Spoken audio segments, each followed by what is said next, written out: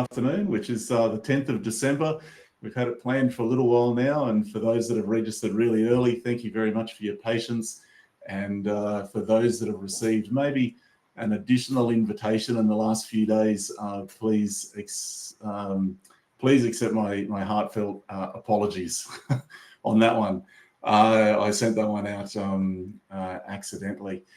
Tonight, we aim, generally with our webinars, we generally aim to run about 30 minutes in time, but this is a very complex topic. It's a topic that is well sought after. We get a lot of questions about it, and we will probably spend the best part of 45 minutes, possibly even an hour, depending on how we move through it. So we're going to try and cover off many aspects.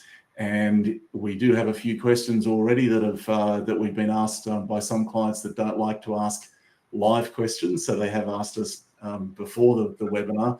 But please, if you have questions, please enter them into the chat box there that you have. There is also a little, there's a chat box, but there's also a Q&A box there as well, a tab that you can get a little bit of, you can put some questions in there and we'll try and answer them as we go along. Our topic tonight obviously is aged care, navigating the aged care journey. And there are so many people that I think are faced with utilising the aged care system currently for themselves. And what is becoming more and more common is utilising the aged care system or being faced with it on behalf of a loved one. It is a daunting, speaking from experience, it's a daunting prospect. And if you're in that situation, I hope tonight is of some help. If we can help any further after tonight, please reach out. And but I'm sure you will find the help nonetheless. Mel, who is presenting all the content tonight, has a wealth of information that and a bunch of places that she'll point you towards if you want to go down the route of trying to find out some of these answers yourself. But Mel is a senior financial planner of ours based in Springfield. She's been financial advising for, would I be right in saying about 15 years, Mel?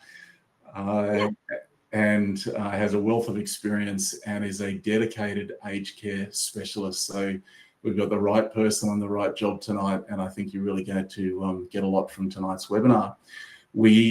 I did say that we wouldn't be providing a recording of tonight, but I will send out a recording. I think I've had so many requests for it, so we will send out a recording.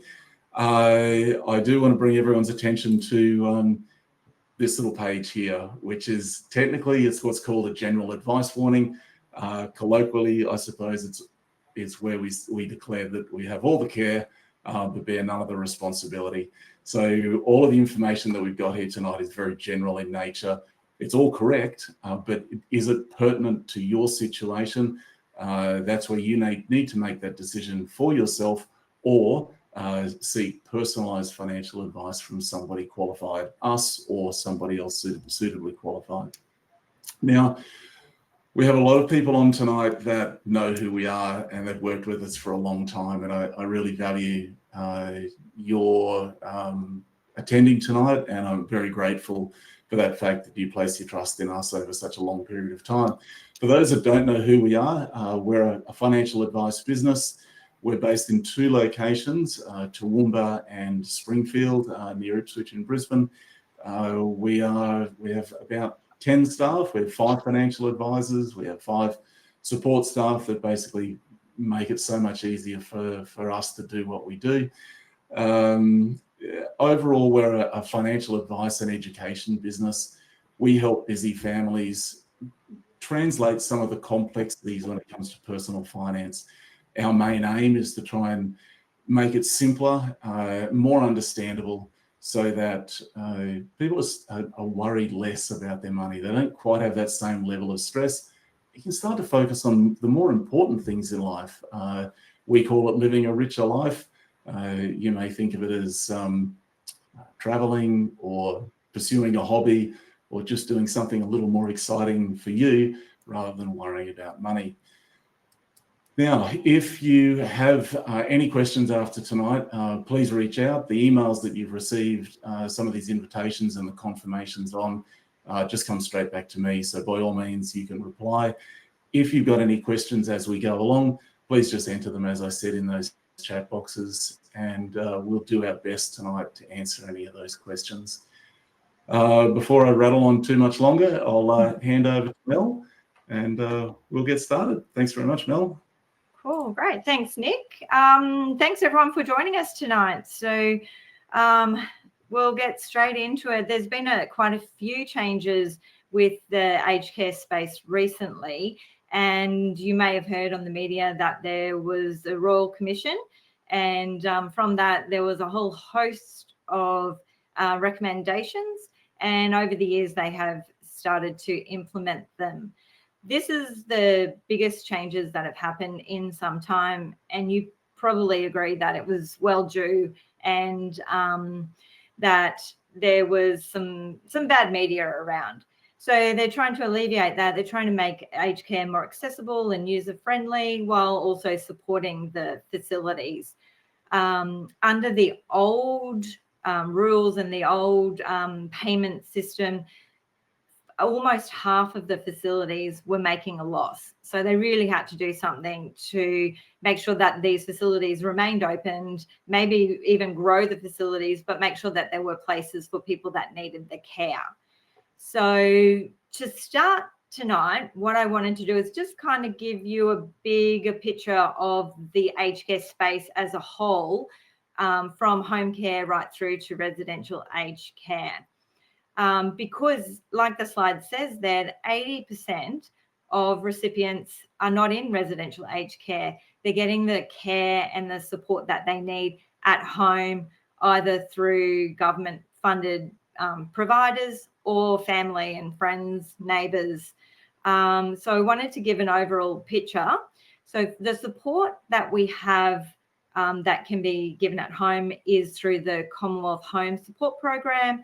That's a program that is basic level support for someone who doesn't really need a lot of care or help at home. Then we move into the home care package, which is now has a new name, which we'll touch on later. And then there's some DVA special facilities and special arrangements available to those that have served in our military. Then you also do have the option of having some private care, some in-home nurses or some private facilities. These are all done either at home, in a retirement village, or a granny flat situation, depending on where you're at. So it's care that comes to you most of the time. That care can either be short-term, so it's a result of an injury or an illness or something that's happened, and you're needing just to get back to full strength and you just need some short-term care.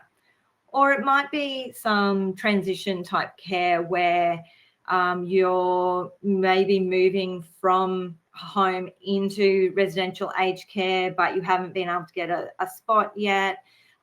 Or it might just be that those that are caring for you need a bit of time off. They want to do a holiday and there is respite care available. And then the end of the big picture is the residential aged care. So the next slide, we talk about the support at home. So before we even get to residential care, there is, in the new system, 8 ongoing packages. The amount that you receive depends on which package that you have been assigned, and it ranges basically from $10,600 all the way up to $77,700 a year. So they're really trying to support people to stay in their own homes. And the people that are on the home care packages currently, before the November changes, there was 4 levels of care. They will remain until a reassessment is done or they're transitioned over into the new packages. So all those services will remain with the providers. once you've been approved and you're waiting on your package, the time can change. So that can range from an urgent need for a package, which has a wait of about 1 month, to the standard time of 11 months. Hey Mel, with those time frames, like they get pretty long, and sometimes you can get pretty lost in that over that period of time. Is there any other options for people? Are there alternatives? Yeah, you can. You will probably be on the Commonwealth Home Care Package. So that is a low level. You can continue on that until you can get your full package. There might be some interim care that you can get, or interim funds to upgrade the services that you are getting already. They can release up to 60% of your full package within the time frame. So if it's urgent, you'll get it within the month. So it will give you some support to get the providers on and get the help that you need at the time that's suited for you. However, that might not be the case, especially if you're in regional or rural areas where providers might not have the space. So you can also go down the path of private funding for your own care until the package comes through. They have released in November, they released another 20,000 packages. And in this month, they're releasing around another 20,000 packages. And then with the view to, in the next 6 months from January to June, release, I think, about another 40,000 packages. So they are trying to get enough packages out there for the people that need it to, like I said before, keep people in the home and help them to stay there and stay independent for as long as possible. Okay, done. So within the packages now, you're going to be able to, you're going to have to contribute. Now, it used to be just you paid a daily fee for your package, and that was it. You worked with your provider to get the services that you needed. Now it's a little bit different. They're splitting the services into 3 different categories. There's the clinical category, which is your nursing and your occupational therapy, and that is free for everybody. So the government is fully funding clinical care.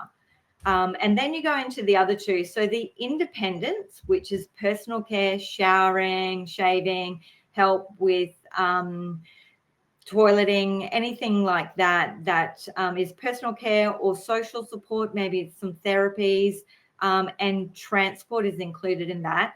Depending on where you sit, from a full pension to self-funded, there is percentage that you will pay. The most being 50% for someone who is self-funded and not on any type of government pension. Then the everyday living, this is the one that will see the significant change. And this is the services that are gardening, meal preparation, taking you shopping, things like that, taking you to hairdressing appointments. Some people have that as well. Now, if you're a full pensioner, you're paying 17.5%, all the way up to 80% for self-funded retirees. So significant differences there depending on what support you need.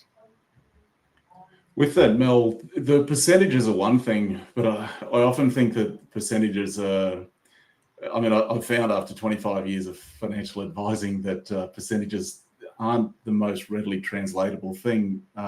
What are some of these things actually cost? Your meal prep and domestic assistance and some of those? Okay. Yeah, you're right. It's 5% of what is what. So it depends on what services. So something like under the independence category would be transport. So getting driven to doctors, places like that you need for your care, as opposed to going shopping or having outings. So this is things that you actually need transport for your care. You're looking at around probably typically $85 an hour. So your contribution to that would range from $4.25 up to $42 if you're self-funded. A personal care worker is going to be more expensive. So they're on average about $135 an hour. So you're looking at between just shy of $7 up to nearly $70. The everyday living, they're mostly outsourced. They're not from providers. So you're looking at house cleaning, $135 an hour, and gardening, $145 an hour. So there can be significant costs. Obviously, you're not paying the full amount. So you really need to work with your provider to work out what services you need and where you can spend your money wisely, and then lean on your family and friends to do the gutters and the gardening, I think. So for that support at home, you mentioned providers, where do they get those providers from? Where do people find them? The best place to start is with the My Aged Care. That they've actually revamped that website with these new changes. So there's a lot of information on that site, and you can actually create your own guide. So you'll get a reference number, and you can go in there and create a little book of your own stuff that you've found that you like.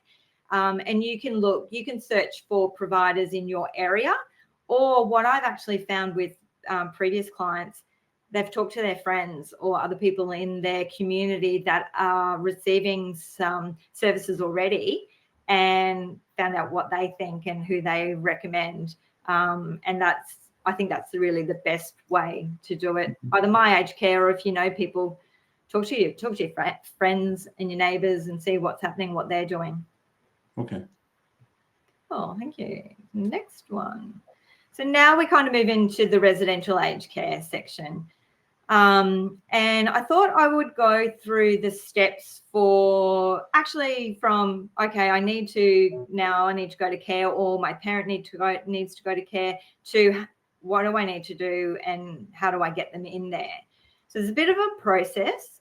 Once you've decided, or someone's decided that it is time to really go down that path, then the assessment needs to happen. Similar to what happens with home care, but you need to have a specific assessment done for residential aged care. So they sometimes come out, a lot of the time lately it is done on the phone. And so they'll ask a number of questions about their care required, what's going on, and then that you will get a letter that details what you've been assessed for, similar to the home care where you'll know what package you're on and what time frame. So that's the first port of call. That can be done in hospital, and it can be done at home or in a retirement village anywhere. Then the next thing you need to do, you can go back onto that My Aged Care website and search for facilities. You can search for specific religions, specific cultures, areas. Some have specific dementia sections as well. So there's a lot of criteria you can filter through to find a place that looks okay. There's pictures on there. There's the ratings are on there as well, which is quite helpful, and it gives you an idea of how much they spend on food and nursing and things like that. So it can give you an idea of at least who is in your area or what providers are available for the things that you want. They do have the vacancy on there, whether they do have vacancies or whether there's a wait list. I've actually found it's not that accurate. So it will pay to call the facilities, make a short list, call them and go and do a visit. And also think about the time that you visit. It's probably a good time to do it during the middle of the day, between maybe 10 and 2, where things are happening, potentially meals are being served, and you can have a good look about, how they interact and what the meals are like and things like that. So then once you have an idea, you'll probably need to fill in a few applications and go on some wait lists, unless you're very lucky and you find a facility that has vacancies straight away. from there, you'll know then pretty much what the room cost will be, because that is advertised and the facility will let you know. And that's when we work with you to organise how we're going to cover these costs, how we're going to make the payments and organise the finances, and, you know, all the paperwork, potentially Centrelink paperwork. And also we have a look at the residential agreement as well, just to make sure that it has right name, room number, things like that on it. And it'll also ask you on that agreement how you want to pay. So we can work with you to figure that one out. And then it's signing the residential agreement and moving in. So there's lots that goes into that. Things like naming everything, finding out what you need, and preparing everybody for the big change that's about to happen. So Mel, with where you're applying for a facility, and you mentioned, you know, you put some applications into various facilities that sort of fit the bill for you. Is it an individual application, or can you do one application that covers 6 different facilities? Do you have to, or do you need to repeat the information over and over again? Is there a streamlined way of doing it? Come on, Nick, no. You have to, no. There's different, every facility will want their own form.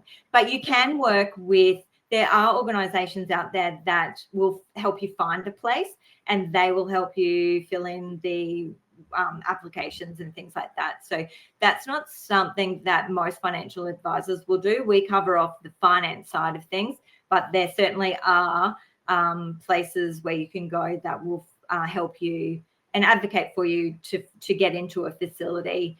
They may know of vacancies more so than, you know, you're doing the manual work and calling. You can also find them on the My Aged Care website. Okay. Great. Yeah. So as far as finding a facility goes, on the My Aged Care website, to get the ACAT assessment, you register first on My Aged Care. Yeah. And then you request the assessment. Yes, it depends. If you're in hospital, then, and it's likely that that's going to be the transition, then they will do that for you. If you are already in the system, you will already be registered. If you're, in the system by having a home care package or something like that, you will already be registered. So it's just a matter of contacting them and requesting an assessment be done for residential aged care. So, Okay, great. And for you mentioned there on the My Aged Care website, you can search for facilities, but you said some of it, excuse me, isn't quite accurate in relation to the number of places that are available. Is all the information up to date and current on My Aged Care, or should it be used more as a you get the information, but then you need to independently verify that information with the facility? The ratings and the costs and the that side of things is not updated from the facility, so that is mostly up to date. I'm not sure exactly how often they update it, but that is something that is done independently, so that side of it is fine. They do have the room types, and they will have a picture of each room as well on there, and give you a bit of an explanation about it, so that the pictures, you always need to do a facility visit. So the pictures, I think, maybe like real estate agent pictures, they make them look great. Yeah. So the rooms would be, unless you're looking at one of the higher end facilities, the rooms will be pretty basic, but you want to get a feel for the room and what is the ensuite like? Is there an ensuite? You know, that kind of thing.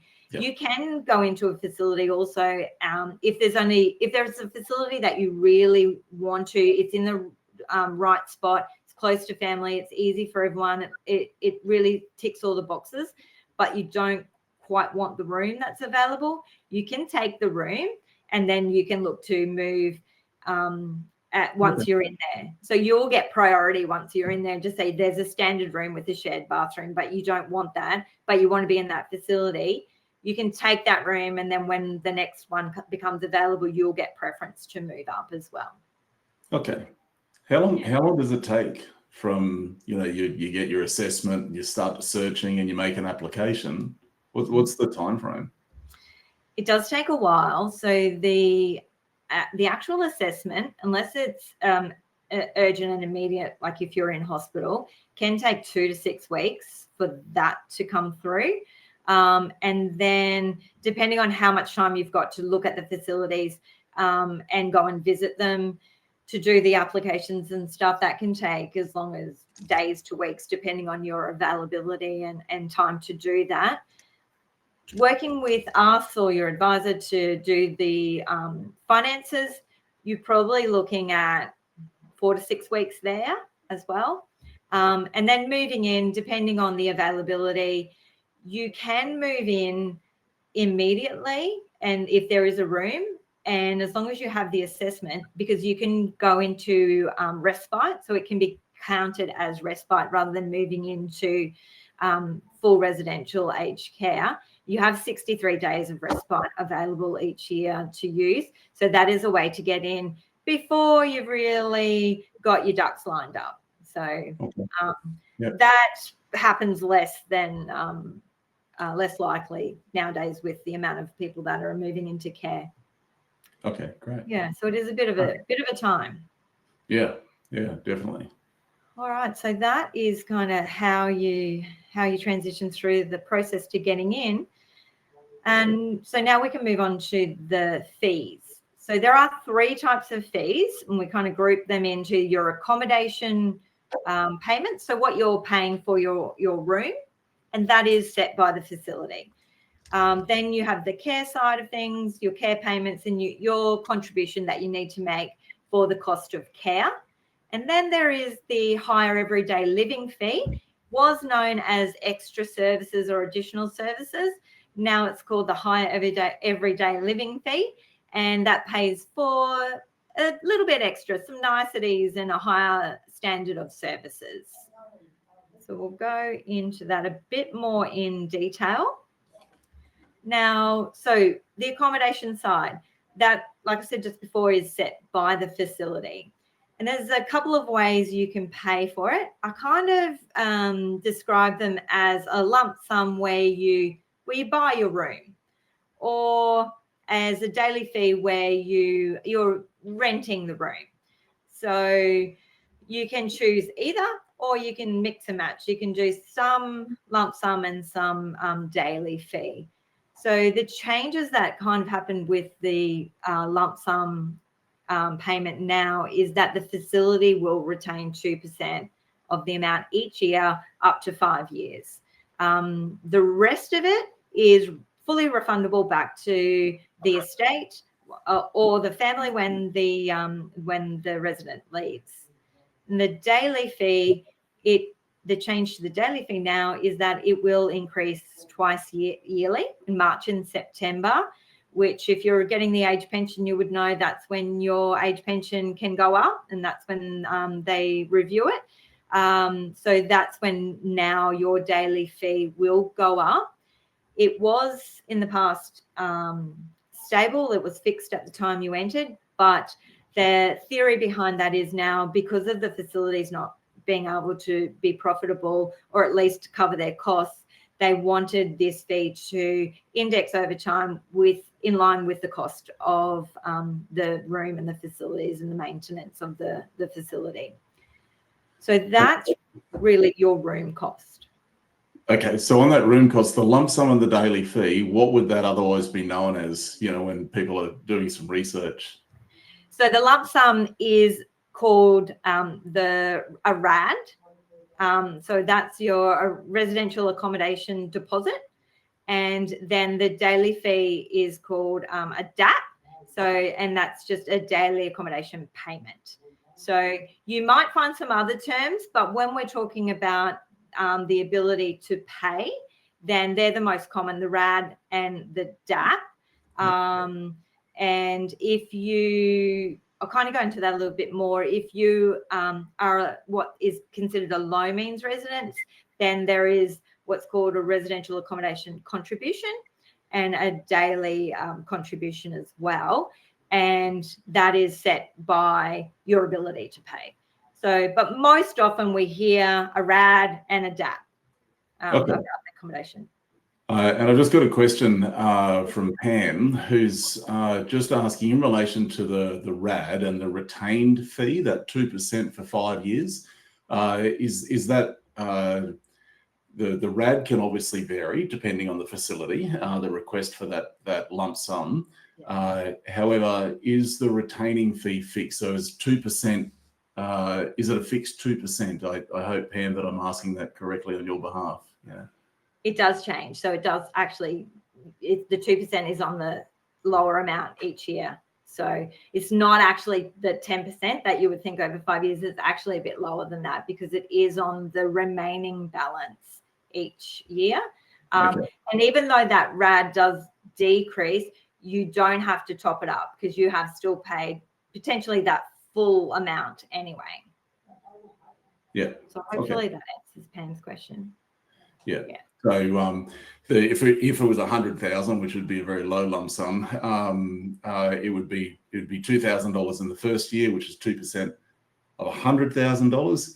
But the remaining amount would be 98,000, so it'd be 2% of the 98,000, and so on and so forth. Yeah.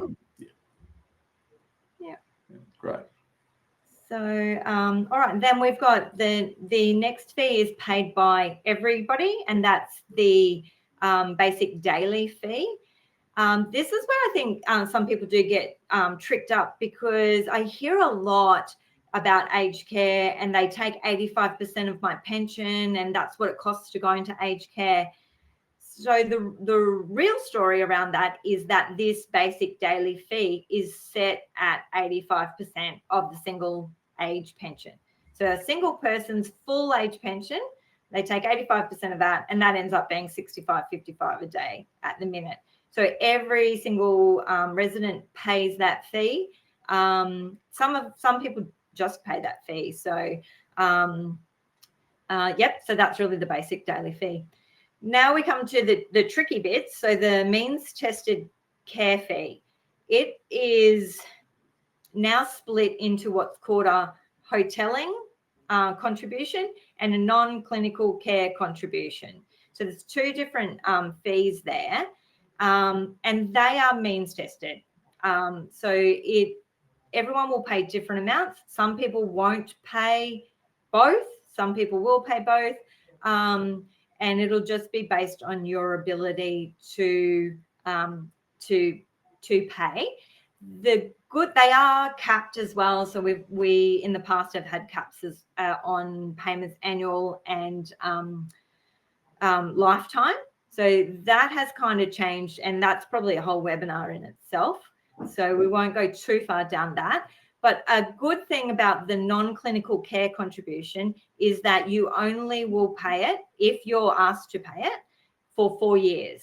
So it then is no longer paid after that. There is an annual amount, but you don't even have to meet that. If you meet that in year 2, then you will stop paying that from year 2. But if you have paid that non-clinical care fee for 4 years, you will no longer pay it for the rest of your time in care, which is somewhat of not a bad outcome.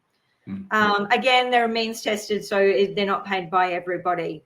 And the last fee that you may or may not have to pay is the higher everyday living fee. Now, I touched on it before that it used to be called the extra services fee or additional services fee. When I first started doing aged care advice, they were optional fees and you could opt in or out and choose what you wanted. Then over the last few years, they were more and more mandatory. So now they have changed it so that this higher everyday living fee is optional. It is via a contract that has to be agreed upon at the beginning of the stay, and it has to be contracted as to what services you are getting. The cost of that is determined by the facility, and it depends what you choose. So things like better meals, takeaway meals, therapies, outings, things like that, that some people do. They have games or some kind of group activities, things like that. Foxtel or Netflix or some kind of premium TV service can also be included in that. Sometimes phones, you can have a phone in the room as well. But that is between the resident or the family and the facility to determine if they want it, and if they do, what services do they want. So does someone need to pay the room cost straight away, or can they just pay? Can they pay part of it? Like, how do they negotiate that and work their way through that? Yeah, that's a good question, actually. So when you know what their room cost is, then we will work with you to determine which is the best way for you to pay. So there's lots of things that we consider, and we'll touch on that later.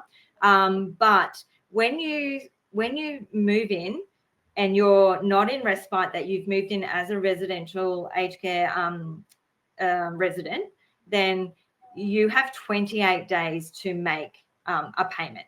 So you can decide, that gives us some time as well to work out whether or not it's in your best interest to pay a lump sum or to just pay a daily fee.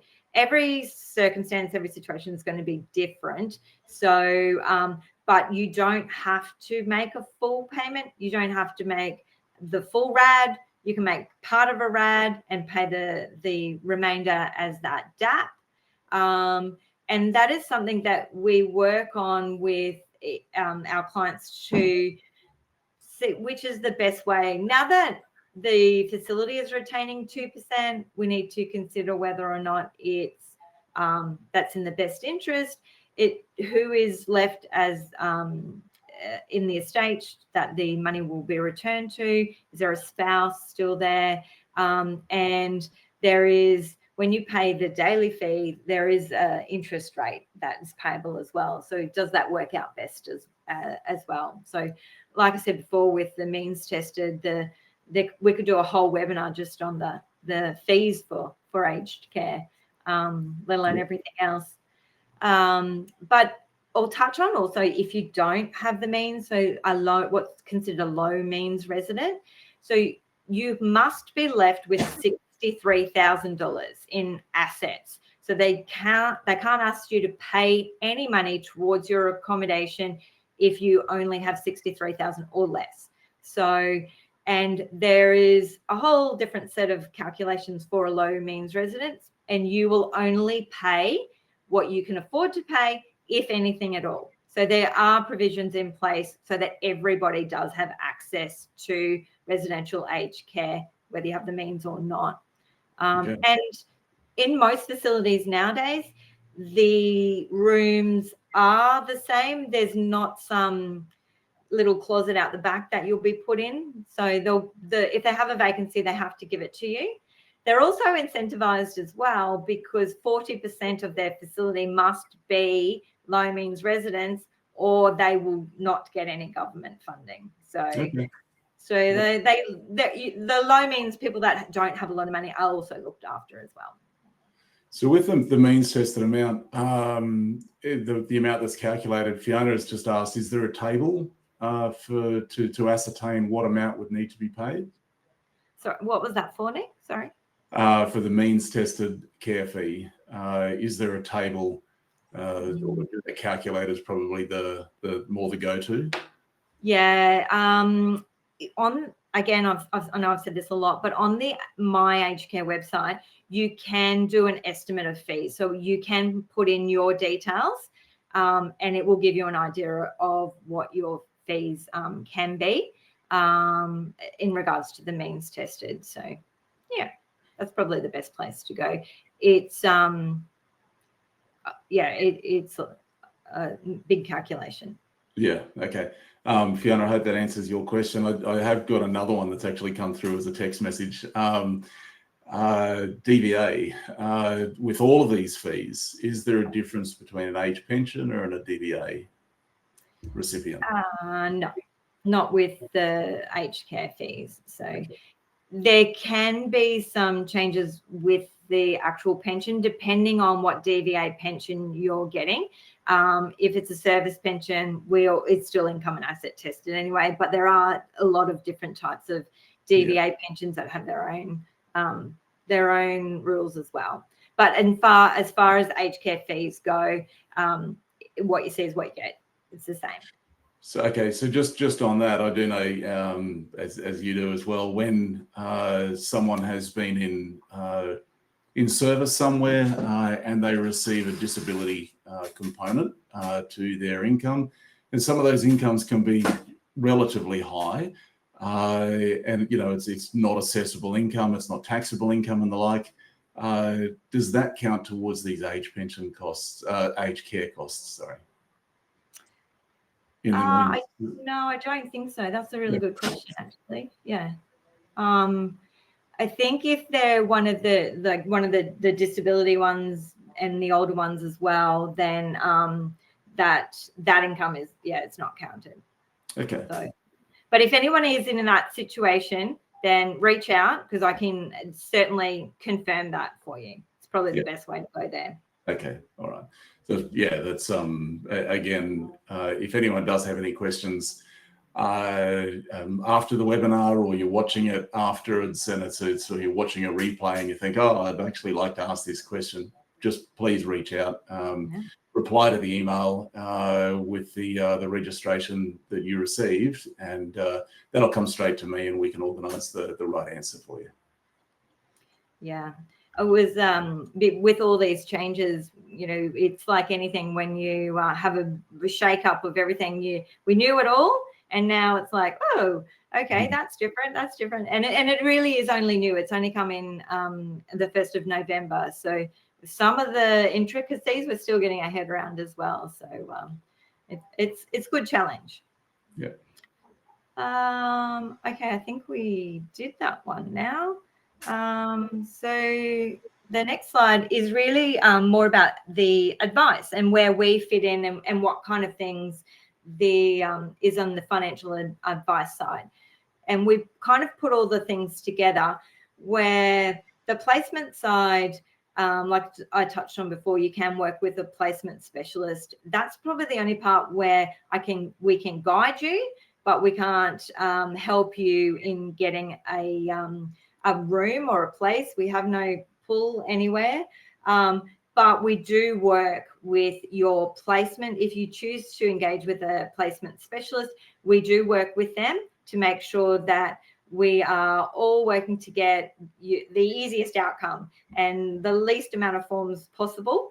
And then we also work with the facility in exchanging, with your permission, of course, exchanging details. And most often when I've done aged care advice, we haven't got the fee letter from Centrelink, so we're not really sure about the means tested care fees from Centrelink. We've done our calculations, so we have a fair idea.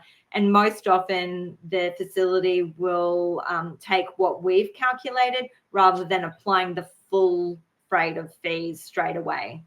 And that's the importance. We will certainly speak with both of those, the placement and the facility. But when we look at the advice side and the strategy, we look at not only the cost of care, but if we pay the RAD, how does that affect our social security? Do we have a spouse at the home?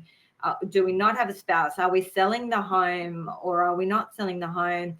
Do we have enough cash to pay these fees?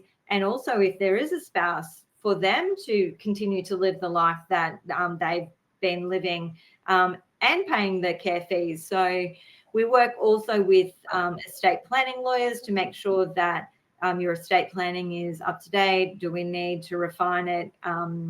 And we look then at, do we have some investments that we need to look at? Have we sold the house? We didn't need it all. Can we do something to generate some more income for either the spouse or maybe the estate, or to cover the costs of the care? So there's a full circle you can see there of all of us working together to make sure life is easier, and that you can understand and you have confidence in the decisions that you're making, because we've just touched on a bit here today. And once you delve into it, it does get very confusing, and you're not necessarily sure of who do I need to go to, and where can I get this help? So yeah, that's where we kind of come into it. Awesome. And there are some really complex strategies, I know, around the annuities and investment bonds within a family trust, and they're really interesting to see just the complexities there, but how great the outcomes are. And sometimes if there is a couple that's going into care together, just the timing of going into care can make a significant difference in the fees as well. Just one day can make a huge difference. Interesting. Yeah. All right, so that's pretty much it. Righto. Any more questions? Yeah, I think we've been getting some great questions along the way. Thank you, Pam and Fiona and Dawn, who sent me the text. And those others before? Yeah, and the others before. That was terrific. Do we have any other questions before we move on? I know there are a lot of people that are facing the challenges of helping loved ones, helping parents, siblings into aged care. Sometimes the at-home care is something that it seems to be managed okay by individuals themselves. There's some great support and plenty of information out there to help you negotiate. We were talking with somebody, Mel, last week, I think it was, who came in and the gentleman had dementia. And one of the challenges that I know people face with at-home care is that each person who turns up to clean the house or do some gardening and the like is different.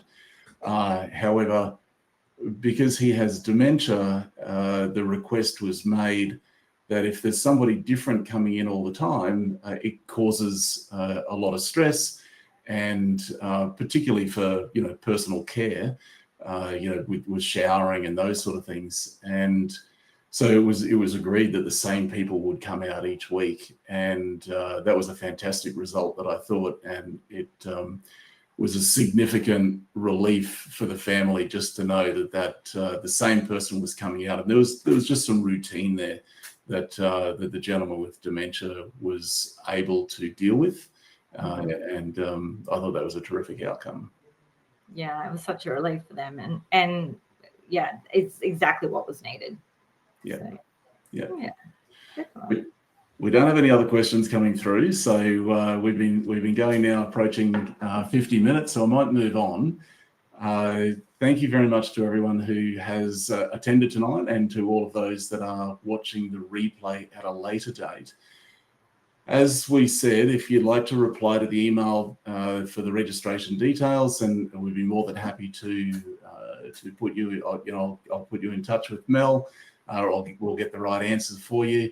Another thing that you can do is just visit our website directly, and you can scan the QR code there, or you can just visit commonsensefp.com.au.